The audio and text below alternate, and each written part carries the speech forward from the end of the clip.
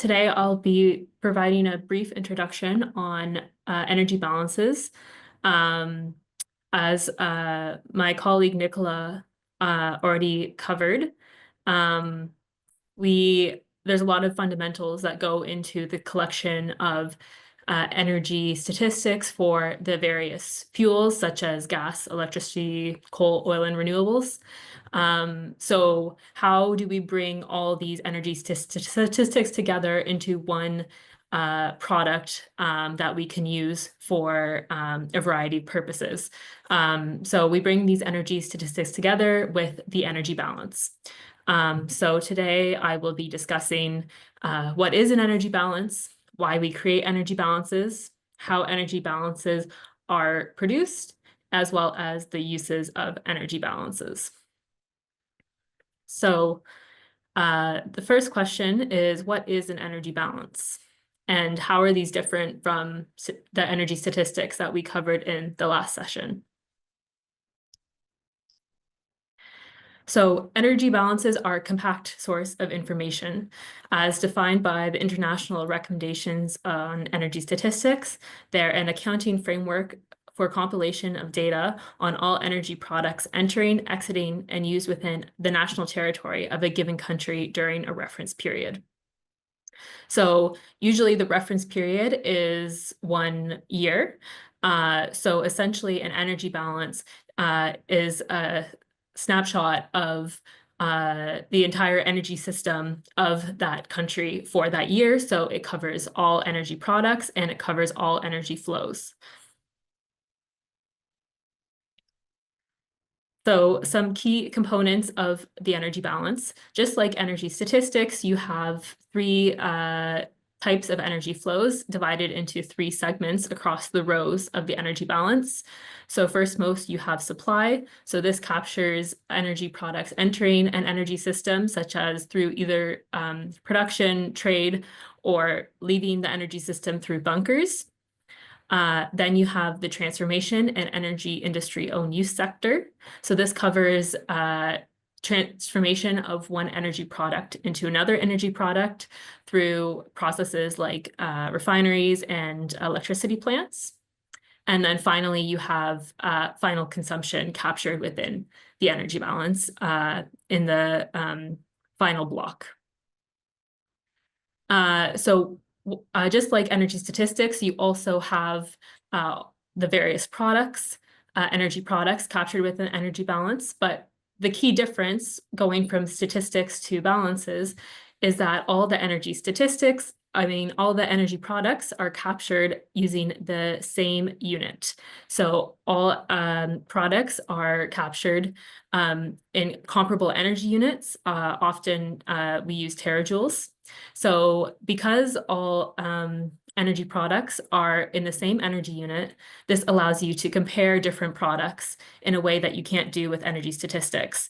So in energy statistics, you may have coal in kilotons, and you may have electricity in gigawatt hours, and these two units aren't comparable. But once you convert all energy products to an energy unit, this allows you to compare energy products, and it also allows you to calculate the total.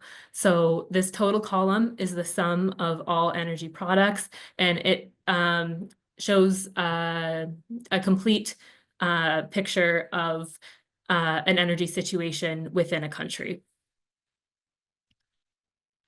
So now that we've discussed what is an energy balance, let's look at why do we create energy balances? So we create energy balances for many reasons, but some of the reasons are so that we can compute and monitor total energy supply and consumption, as well as patterns for the whole energy market. Again, because we have comparable information between energy products, this allows us to look at indicators such as total energy supply that includes information from all energy products. Energy balances also allow us to look at the relative weight of different energy sources within the total mix.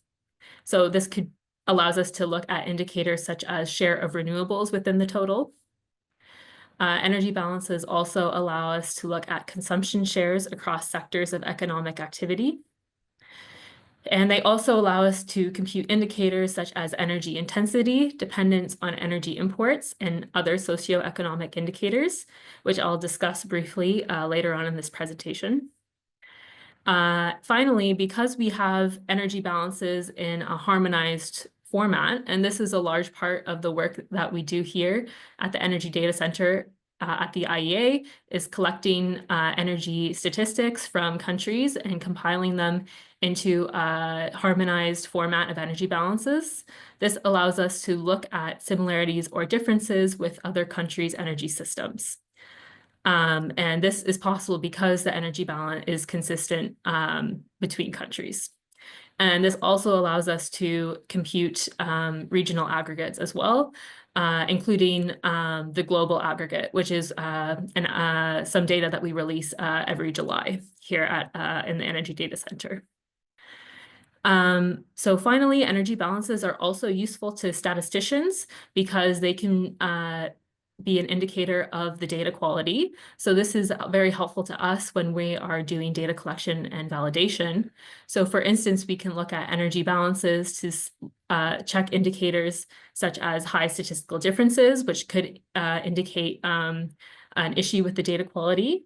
Energy balances also are used to calculate the efficiency in the transformation sector, which can also be a quality indicator as transformation efficiencies are usually expected to fall within a specified range. So now that we know why we create energy balances, let's get into the details of how our energy balance is calculated. So to start off with, we have our statistics by product. The details of collecting and reporting energy statistics by product were covered by my colleague in the previous session. So to go to energy balances, we first apply calorific values, which was also touched upon in the previous session, but I will discuss more now.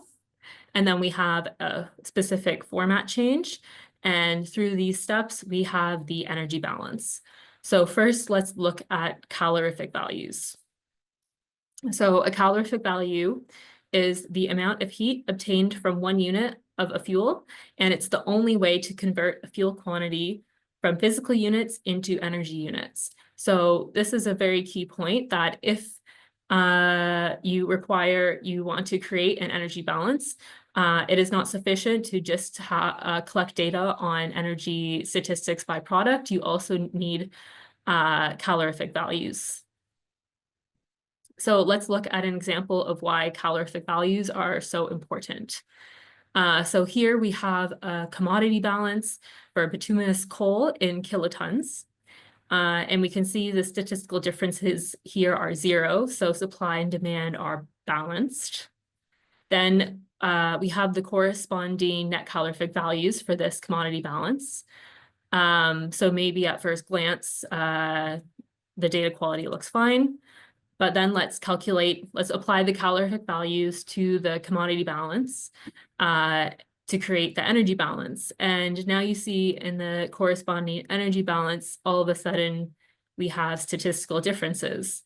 Why is this? Well, because you can see looking at the calorific values on the supply side are much higher than the calorific values on the demand side. This indicates that the coal supplied to a country has a higher energy content than the coal that is being consumed. So this doesn't really make sense. And this indicates maybe there's some issues with the net calorific values that were collected. So in conclusion, you need to collect good data for both physical quantities and calorific values to have an accurate energy balance. So now I would like to touch upon a concept of net versus gross calorific values. So the difference between a net calorific value and a gross calorific value is the latent heat of vaporization of the water produced during combustion. So essentially, the net calorific value is the useful amount of energy contained within a fuel, and the gross calorific value also includes the energy content that can only be captured if you have heat recovery systems in place, which is not always the case. So this is why for the IEA energy balances, all data for fuels are expressed in using net calorific values. And as you can see, depending on the fuel, this can be up to a 10% difference between net and gross calorific values. That is the case for natural gas. So it's very important to check whether you are collecting data for net calorific values or gross calorific values, and to ensure consistency between what calorific values you're using, and as well as clarify when you disseminate data, whether it's on a net or gross basis. So now that we've looked at how to convert combustible sources into energy units, let's look at how do we account for non-combustible sources within the energy balance. So in the case of combustible sources, they have measurable inputs in the context of a transformation. So for instance, if you have natural gas input to electricity plants, you are able to measure the electricity output from this transformation process. And you're also able to measure the natural gas input. You know how many terajoules of natural gas is being fed to that electricity plant. However, what about non-combustible sources such as nuclear, hydro, solar, and wind? So the output is clear. We are able to measure how much electricity output is coming from these sources, but how much is the related amount of primary energy? So how do you express the input to these plants in the energy balance? So let's take the case of hydro in this example here. So we can see we have the electricity output data, but how do you capture the input to this transformation process? So in order to do this, we need to first define the energy form of the primary energy equivalent. So the primary energy equivalent will be the input, the recorded input to this transformation. So first we need to define the energy form. Then we need to choose the method of calculating the primary energy equivalent. And then we need to actually calculate it. So these first two steps, the definition of the primary energy form and the method of calculating the primary energy equivalent, are important methodological choices. And today I'll describe to you the IEA methodology. So how are we showing non-combustible sources in our energy balance? So let's first go to step one, defining the primary energy form. So we need to define the energy form that will be considered as input to electricity and heat plants. So what the IEA is doing is we use the first energy form downstream for which multiple energy uses are practical. So for nuclear, for geothermal and solar thermal, the primary energy form is heat. And for hydro, wind, wave, and solar photovoltaics, the primary energy form is electricity. So let me explain this a bit more. So going back to our example of hydro, we have a couple choices of what we could choose to be our primary energy form. For instance, we could capture the energy, the kinetic energy of falling water, except for we don't want to look at this as the primary energy form because does not have multiple practical energy uses. In the case of hydro, the first practical energy use is electricity. So that's why we define our primary energy form for hydro as electricity. Whereas, let's take another example, the case of nuclear, we have electricity output from nuclear plants. However, the first useful energy form for nuclear is heat. So we could use the electricity output from nuclear plants, but we can also use heat output. Therefore, the primary energy form is heat. So now that we've defined the primary energy form, let's look at the second step. So this is how do we calculate the primary energy equivalent? So the IEA opted for the physical energy content method. And using this method, the primary energy equivalent refers to the physical energy content of the primary energy form chosen in the previous step. So using this method, you get some implied efficiencies. And this is the important part to remember for this methodology. So our implied efficiencies are for fuels with heat as a primary energy form is 33% for nuclear electricity generation. And for geothermal and solar thermal, the implied efficiencies vary depending on whether it's electricity or heat generation. And then you have the implied efficiencies for sources with electricity as a primary energy form is 100%. So let's return to the example of hydro. Why is this implied efficiency 100%? Well, we've defined the primary energy form as electricity because that is the first useful form of energy. So we have our output is in electricity. We know there's electricity coming out from the hydro turbines. And we've defined the energy form of our input is also electricity. So because we have electricity to electricity, therefore we have this 100% implied efficiency. But now let's look at nuclear as an example. So for nuclear, we have electricity output from the nuclear plant. However, we've defined our primary energy form to be heat. So therefore, we have to convert from heat to electricity. And in this process, there will be losses. Therefore, our implied efficiency is 33% to go from nuclear heat to nuclear electricity. And where does this 33% come from? Well, we have defined it as our default efficiency because it is the average efficiency of nuclear plants across Europe.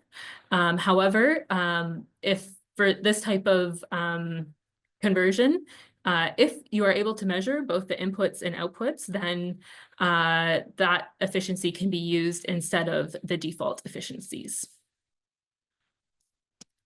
So now that we have our methodology, let's look at some practical examples.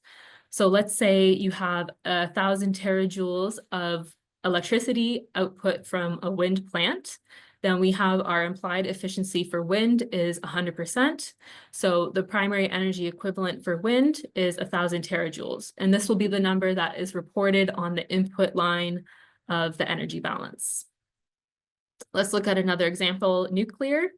So we have 1,000 terajoules of electricity output from a nuclear plant.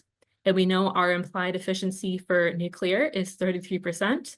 So we apply this efficiency. And so the input to nuclear plants that shows up in the energy balance will be 3,030 terajoules. Similarly, for geothermal, this is a case where you can have both electricity and heat output from geothermal, and the implied efficiencies vary depending on whether you have electricity or heat output. So for electricity output, our default implied efficiency is 10%, and for heat output for geothermal, our default implied efficiency is 50%. So in conclusion, the primary energy equivalent is equal to energy outputs divided by implied efficiencies. So now that we've looked at both combustible and non-combustible sources, let's look at some key features of the IEA energy balance. So the first thing I would like to point out is that you'll see in the production row, we have zeros for electricity and oil products. So because refined products and electricity are secondary energy products, we consider production to be zero because this allows us to avoid double counting in the total energy supply row. And total energy supply is a very important indicator that can only be calculated using an energy balance. And this indicator indicates the total energy available for domestic consumption within a country. So it's a good way to summarize a country's energy system in a single number. Then you also have the transformation sector of the energy balance. So my colleague already touched upon this briefly, but in the transformation sector, you have negative values representing an input to transformation, and you have positive values representing an output from transformation. So if you look at the case of oil refineries, we have negative value representing under crude oil, and this represents crude oil input to refineries. And then we have positive value under oil products, and this represents oil products output from refineries. And then because total is the sum of all products, then essentially you have transformation losses, which is input minus output, appear in the total column as a negative figure. So if you have non-negative figures, this indicates energy gains, and this can be an indicator of some data quality issues within the energy balance, as energy gains are impossible. So finally, let's discuss uses of energy balances. So energy balances can be combined with economic indicators such as population and GDP to produce several different indicators that can be useful for the analysis of a country's energy situation. So for instance, we have a high-level indicator of total energy supply per capita, and TES per capita can, for example, indicate greater access to households' greater access to energy resources, and can potentially indicate a developing economy, for example.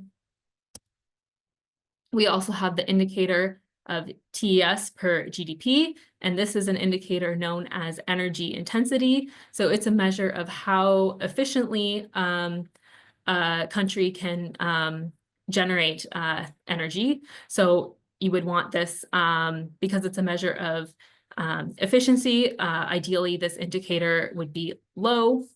And you also have self-sufficiency is another indicator, and this can be an indicator of energy security. So for instance, self-sufficiency is calculated as production over total energy supply, and it essentially measures, is a country able to meet its own demand?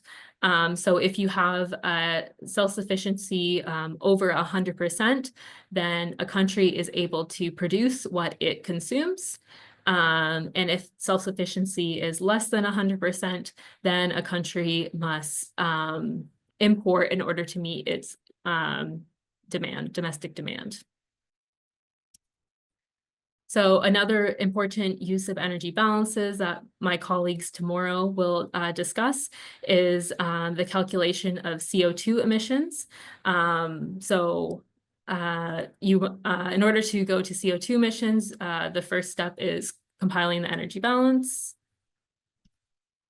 And energy balances are also used for tracking official SDG targets, such as modern renewable shares and total final energy consumption. So in conclusion, good energy balances require good quality statistics, both for physical data and calorific values. They are a compact source of energy information. They enable accurate checks of energy statistics, such as the checking of efficiencies. And they constitute the foundation for basic energy indicators, energy accounts, and for CO2 emissions estimates. So you can reach the balances team at balances@iea.org if you have any additional questions about balances methodology or anything else in this presentation. We also publish a lot of our energy balance data online through, for example, our free energy statistics data browser. And we also have several resources on our website to learn more about energy statistics and balances and the international methodologies that go into compiling our energy balances, as well as, of course, the IEA has many different products that some of which use the data that we discussed today. So thank you very much for your attention.